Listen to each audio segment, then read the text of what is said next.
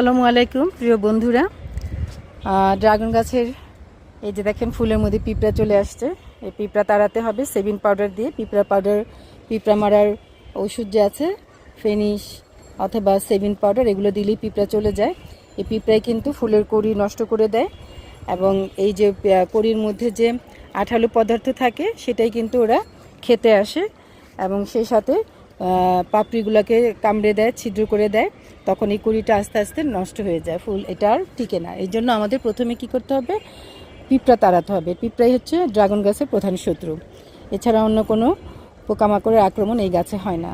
আর যেহেতু এটা খরা সহিষ্ণু গাছ, সেজন্য ড্রাগন গাছ ছাদ বাগানে আদর্শ গাছ বলেও আমি মনে করি। এটাতে পাতা ঝরার ঝামেলা নাই, বেশি খাবারের ঝামেলা নাই, পানি একদিন না দিলেও 2 দিন না দিলেও কোনো সমস্যা নাই। তো সবাই আমরা আসলে ড্রাগন গাছ চাষ করতে পারি ছাদে।